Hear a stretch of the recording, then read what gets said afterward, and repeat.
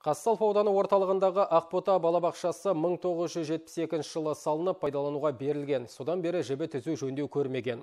Биыл жергілікті бюджеттен бөлінген қаржыға ғимарат толық жаңғыртылды. Бүгінгі таңда 50 бүлдіршіннің жылы да жарық мекеніне айналған балабақша туралы келесі сюжетте.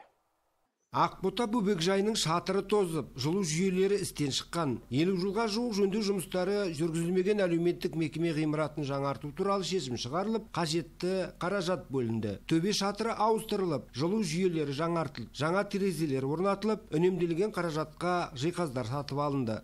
Шатыр, терезе және мына жарық жолдары менен өртке қарсы дабыл жүйелері.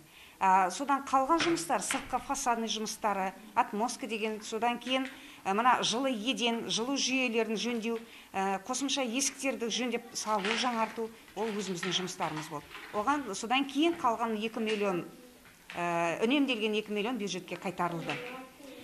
Тобымызда біздер 2 топ жұмыс жасайды, екеуде аралас, 50 бала қамтылып отыр бөбекжайымызда. Күрделі жөндеу жұмыстары ерте көктемде басталып, қараша айының басында бөбектер жаңарған жайларына зор қуанышпен енді. Аудан орталығына сән берген ғимаратты жөндеуден өткізгеніне ата-аналар да разы көңілде. Өте қуаныштымыз. Жаңадан жөндеулер өткізілді. Балдарымыз да өте қуанышты. Жұмысқа еткенде алаңсыз ұстаймыз балдарды. Балабақшаға тәрбиешілері жақсы барлығы. Балдардың көңілін өтіп жатыр. Балдарда келгенде мәз болады үйге.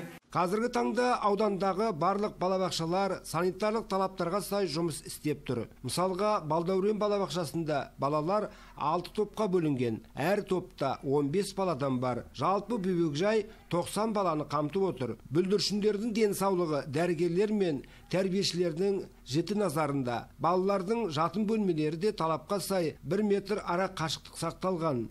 Бөбекжайымызда санитарлық талаптар сақтаулы.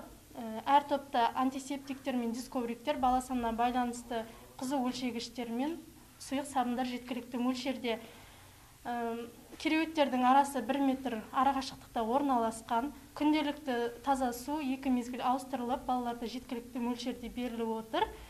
Қамтылмай отырған ересек топтың балалары және де басқа топтың балалары қашықтықтан оқыту режимінде білім алып отыр.